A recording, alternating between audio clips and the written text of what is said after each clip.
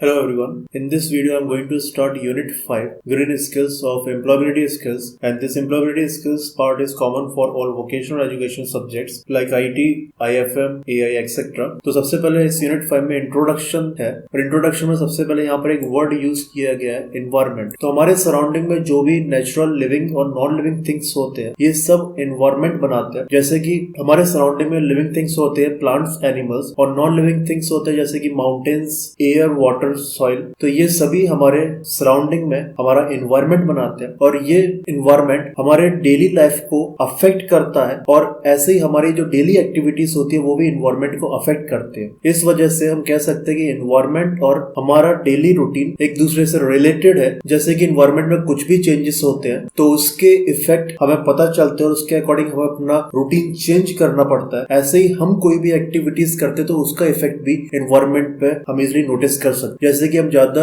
Vehicles का use करते हैं तो उस वजह से एयर पॉल्यूशन इंक्रीज हो रहा है और ये एनवायरनमेंट पे एक बहुत ज्यादा एडवर्स इफेक्ट हो रहा है। और ऐसे ही फैक्ट्रीज को ज्यादातर रिवर्स के साइड में स्टैब्लिश किया गया और इस वजह से फैक्ट्रीज का जो भी वेस्ट है वो डायरेक्टली रिवर्स में डंप कर दिया जाता है और इस वजह से जो रिवर का वाटर है वो पॉल्यूट हो रहा है। तो इस तरीके से हमारी जो भी एक्टिविटीज है वो एनवायरनमेंट को इफेक्ट करती है और एनवायरनमेंट में कुछ भी चेंजेस होते हैं जैसे कि क्लाइमेटिक चेंजेस तो उसका हमारे डेली लाइफ में भी इफेक्ट रहता है। अब यहाँ पर नेक्स्ट दे रखा है कि जो लोग सिटीज में रहते हैं वो फूड के लिए डिपेंड है अपने आसपास के विलेजेस पर और इस तरीके से सिटीज के लोग डिपेंड है फॉरेस्ट पर, ग्रासलैंड्स पर, रिवर्स और सी शोर्स पर रिसोर्सेज के लिए जैसे कि water, fuel, would, fodder etcetera. तो यहाँ पर सिटीज के लोग हैं वो सराउंडिंग के विलेजेस पे डिपेंड है और वहां से उनकी जो फूड सप्लाई है या फिर जो भी रिक्वायरमेंट है वो फुलफिल होती है। तो यहाँ पर सिटीज के लोग इस तरीके से इनडायरेक्टली फॉरेस्ट, ग्रासलैंड्स, रिवर्स, सी शोर्स पर डिपेंड है अपने डेली नीड्स के लिए, अपनी फूड के लिए। तो एक्चुअल में हम नेचुरल रिसोर्सेज का यूज करते हैं अपने फूड के लिए जैसे कि क्रॉप की कल्टीवेशन और हार्वेस्टिंग के लिए। सॉइल वहां पर बहुत ज्यादा इंपॉर्टेंट है और हम कह सकते हैं कि फर्टाइल सॉइल बहुत ज्यादा इंपॉर्टेंट है। तो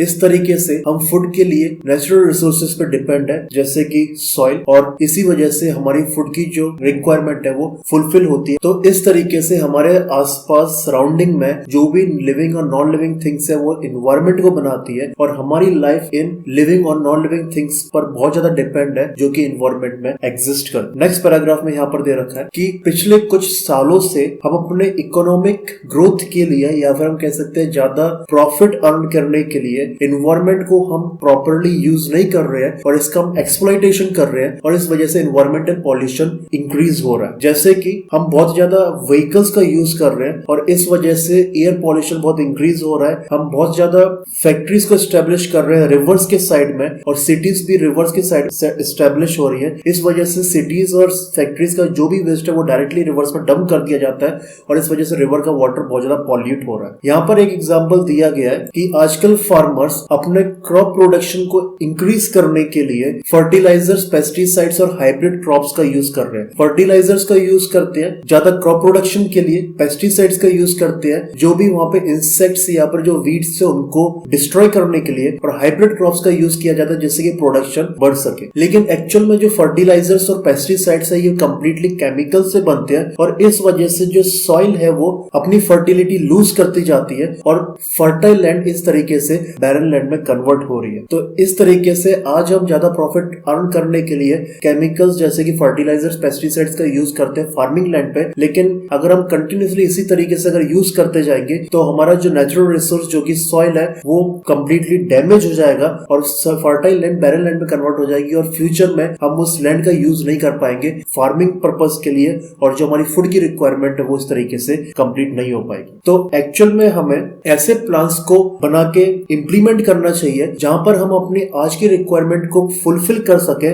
और उसके साथ ही जो फ्यूचर जनरेशन है वो भी नेचुरल रिसोर्सेज का प्रॉपरली यूज कर सके और अपनी रिक्वायरमेंट को फुलफिल कर सके। तो ये इस चैप्टर में सबसे इंपॉर्टेंट पार्ट है। तो यहाँ पर सेशन 1 अब स्टार्ट हो रहा है, सस्टेनेबल डेवलपमेंट। तो सबसे पहले सस्टेनेबल डेवलपमेंट का मतलब समझने से पहले यहाँ पर कुछ क्वेश्चंस हैं और फर्स्ट क्वेश्चन यहाँ पर है कि क्या हम ज्यादा प्लांटेशन कर रहे हैं या फिर हम ज्यादा प्लांट्स का या फिर ट्रीज की कटिंग कर रहे हैं। सेकंड यहाँ पर क्वेश्चन है कि क्या हम वाटर को प्रॉपर्ली यूज कर रहे हैं या फिर वाटर रिसोर्स को प्रॉपर्ली कंजर्व कर रहे हैं या फिर हम वाटर रिसोर्सेज को पॉल्यूट कर रहे हैं डायरेक्टली उनमें गार्बेज डंप करके। थर्ड क्वेश्चन है कि क्या हम क्लीन एनर्जी का यूज कर रहे हैं या फिर हम एनर्जी के लिए वुड या फिर पेट्रोल या फिर कोल की बर्निंग कर रहे हैं। ओवरऑल इन 3 क्वेश्चंस का मतलब ये है कि क्या हम आज हमारे पास जो भी नेचुरल रिसोर्सेस है उनको हम कंजर्व कर रहे हैं, क्या हम उनको प्रॉपर्ली यूज कर रहे हैं या फिर आज हम उनको एक्सप्लॉइट कर रहे हैं, उनका हम मिसयूज कर रहे हैं और इस वजह से हमारी जो फ्यूचर जनरेशन है क्या उनको भी नेचुरल रिसोर्सेस इनफ क्वांटिटी में मिल पाएंगे उनके प्रॉपर सर्वाइवल के लिए। तो अगर हम आज ट्रीज का प्लांटेशन ना करने की जगह पे अगर हम ट्रीज की कटिंग लार्ज स्केल पे कर रहे हैं जो कि डिफॉरेस्टेशन कहलाता है,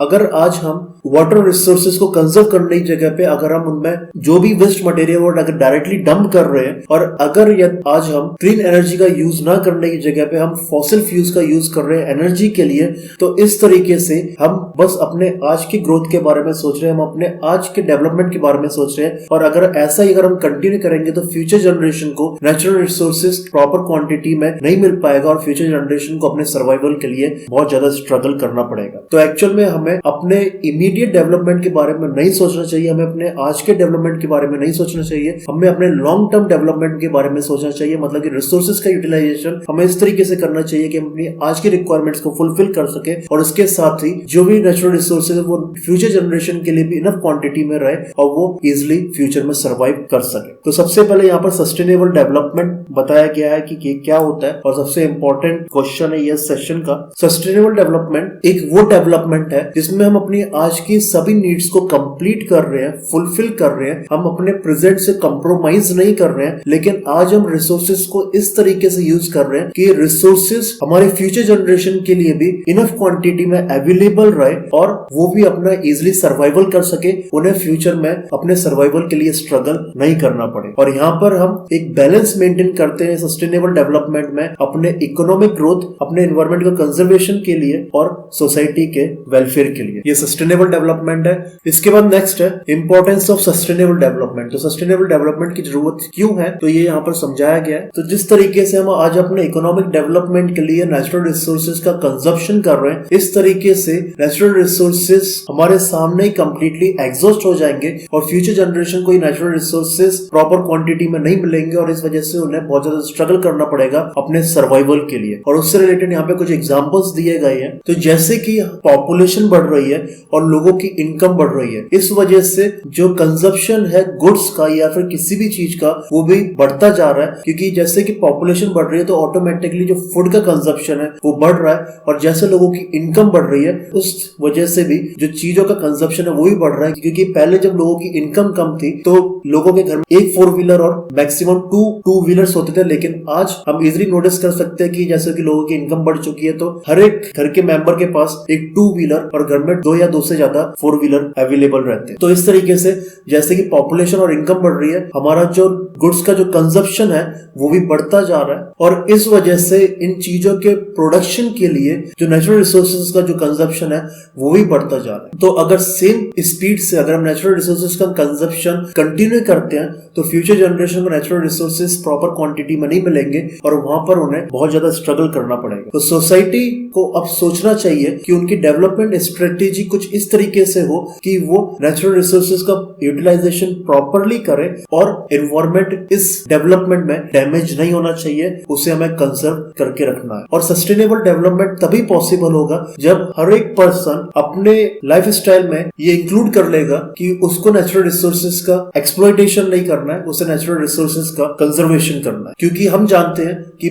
ज्यादातर नेचुरल रिसोर्सेज नॉन रिन्यूएबल है, उनको हम दोबारा यूज नहीं कर सकते और वो बहुत लिमिटेड क्वांटिटी में अवेलेबल है और अगर हम सेम स्पीड से उनको कंज्यूम करते जाएंगे तो बहुत जल्दी वो एग्जॉस्ट हो जाएंगे और वो यूजेज के लिए अवेलेबल नहीं रहेंगे। तो सस्टेनेबल डेवलपमेंट एक वो डेवलपमेंट है जिसमें हम अपनी आज की सभी रिक्वायरमेंट्स को कंप्लीट कर रहे हैं बिना कुछ कंप्रोमाइज किए और हम अपने नेचुरल रिसोर्सेज को कंजर्व भी कर रहे हैं, जिससे कि हमारी फ्यूचर जनरेशन को नेचुरल रिसोर्सेज प्रॉपर क्वांटिटी में मिले, उन्हें भी अपने सर्वाइवल में स्ट्रगल ना करना पड़े। और ये डेफिनेशन दी गई है world commission on environment and development 1987 में। अब यहाँ पर इसका एग्जाम्पल दिया गया है। तो जैसे कि हम देख चुके हैं इंट्रोडक्शन में इस चैप्टर के कि फार्मर्स अपने क्रॉप्स के प्रोडक्शन को इंक्रीज करने के लिए फर्टिलाइजर्स, पेस्टिसाइड्स जैसे केमिकल्स का यूज करते हैं, और इन केमिकल्स का यूज करने से जो फर्टाइल लैंड है वो बैरन लैंड में कन्वर्ट हो रही है, और बैरन लैंड का एरिया वो इस वजह से इंक्रीज हो रहा है। तो हमें फार्मिंग में ऐसे ऑप्शंस का यूज करना चाहिए जिससे कि हमारी सॉइल की जो फर्टिलिटी है वो लूज ना रहे, वो मेंटेन रहे, जिससे कि फ्यूचर जनरेशन भी सॉइल को यूज कर सके फार्मिंग पर्पस के लिए, और वो भी वहां पर अपनी इकोनॉमिक ग्रोथ कर सके। तो इसके लिए यहाँ पर ऑप्शन अवेलेबल है कि फर्टिलाइजर्स की जगह फार्मर्स मैन्यूर्स का यूज कर सकते हैं, क्योंकि मैन्यूर कंप्लीटली बायोडिग्रेडेबल है और इससे सॉइल की फर्टिलिटी भी इंक्रीज होती है और क्रॉप्स का प्रोडक्शन भी इंक्रीज होता है। तो हमें इस तरीके से अपने डेवलपमेंट के बारे में सोचना चाहिए कि हम अपने नेचुरल रिसोर्सेज को फ्यूचर जनरेशन के लिए भी कंजर्व कर सके। और यहाँ पर फर्टिलाइजर्स, पेस्टिसाइड्स का यूज करने से एक और ड्रॉबैक होता है कि जब भी हैवी रेनफॉल होती है तो हैवी रेनफॉल के टाइम पर ये पेस्टिसाइड्स और फर्टिलाइजर्स, केमिकल्स वाटर के साथ डिसॉल्व हो जाते हैं, और जब ये वाटर बॉडीज में एंटर करता है, जैसे कि नियर बाय पॉन्ड्स या फिर रिवर्स में, तो वहां के वाटर को ये केमिकल्स पॉइजनस बना देते हैं, और इस वजह से वाटर बॉडीज में जो भी प्लांट्स और एनिमल्स होते हैं वो वहां पर डेड हो जाते हैं। तो इस वजह से हमें फार्मिंग में इन केमिकल्स का यूज ना करते हुए बायोडिग्रेडेबल ऑप्शंस जैसे कि मैन्योर का यूज करना चाहिए, और इस वजह से हम नेचुरल रिसोर्सेज को इजिली कंजर्व कर सकते हैं। तो रिमेनिंग पार्ट इस सेशन का मैं नेक्स्ट वीडियो में कवर करूंगा, तो इस वीडियो को मैं यहाँ पर एंड करना चाह रहा हूँ।